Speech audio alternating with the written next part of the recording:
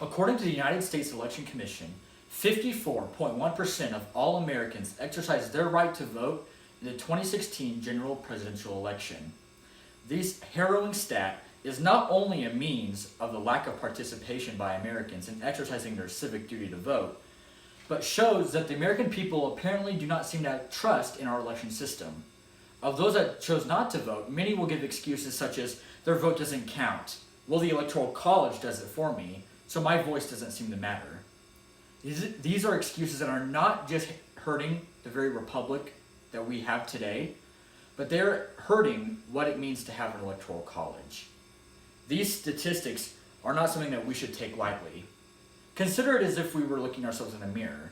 Would you expect to be able to look the same in the mirror as you view yourself?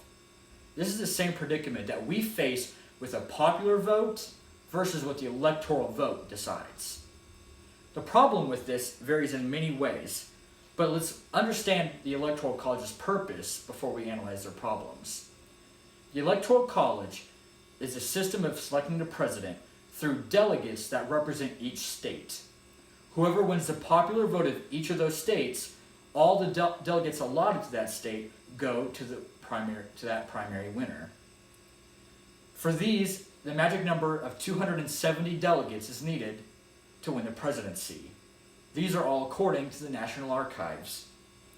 The problem with the Electoral College is that 48 of the 50 states require a winner-take-all system. Whoever wins the popular vote in that state gets all of the delegates. As a result, this leads to the minority's voices being completely turned out. Even if it was 100 votes to 101 votes, 100 voices are not factored in at all. It's as if they didn't vote. According to the New York Times, there are 15 states that have promoted legislation to back out of the Electoral College, to simply award according to the popular vote. Among these is Virginia, who has decided that whoever wins the national popular vote will get all of their state's delegates for the Electoral College. This is a harrowing idea, not only of seeking the popular vote, but being able to have a demanding majority rule, eliminating the need for minority interests or the voices. The Constitution was built on protecting the thoughts and actions of the minorities, so that they could be heard in a government that wasn't their majority. What is the possible solution for something as the Electoral College? For one thing, it's not eliminating it. There are 50 states, and trying to find the best candidate is not done well in a room full of 50 people. The solution can be done through proportional representation, one of the few solutions that seems to carry some ground. Another term for this is congressional district elections. Each congressional district in a state gets one delegate. Whoever wins the popular vote of that congressional district gets the delegate. Whoever wins the overall state's popular vote gets the two remaining delegates, those delegates representing the United States senators they have. This is actually done in Maine and Nebraska as we speak. You could even have a 4-4 split, for example, in Nebraska with 8 electoral votes.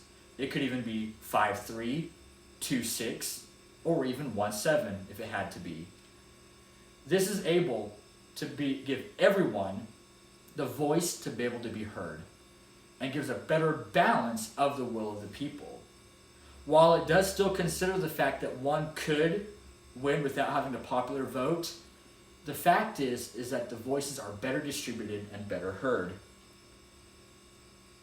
Tegan Goddard, a policy advisor for several U.S. senators and governors, has stated that with this system implemented nationally, we could be able to have more clear elections being able to be determined. We would not have to worry about the idea of possible recounts as often, and we could be able to have clear, decisive possibilities of the popular vote matching the Electoral College. So then how can we enact this to be able to happen for ourselves? It seems like it's a pretty stone-cut system, but believe it or not, there is a way that we, the people, can make this happen. In state constitutions all over the country, there are ways to be able to call state electoral conventions, the way that we can change the allotment of our electoral delegates. Some of them are done through their state legislatures that are proposed as if it was like a bill, and they vote on it and call the convention themselves.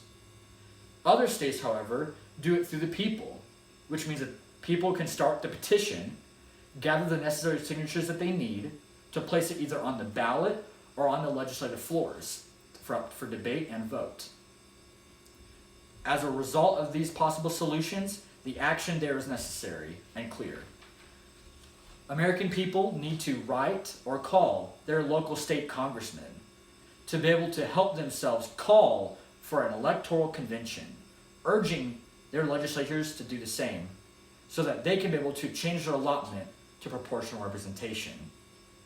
Those that have petition abilities, gather an attorney, get the necessary signatures that you need to place it either on the ballot or on the floor of your Senate or House chambers, and let your representatives act on your behalf, to use your voice for good. When it comes to the Electoral College, this is a grand opportunity for us to be able to vote for the right leader. 50 possible solutions isn't going to work for the highest level of office. We need to have the Electoral College, but the system itself needs to be perfected. Proportional representation tackles both issues: the ability of maintaining the strong republic we need despite having 50 states, along with making sure that everyone's voice is properly heard. The Electoral College is the greatest thing that we can have in maintaining this republic.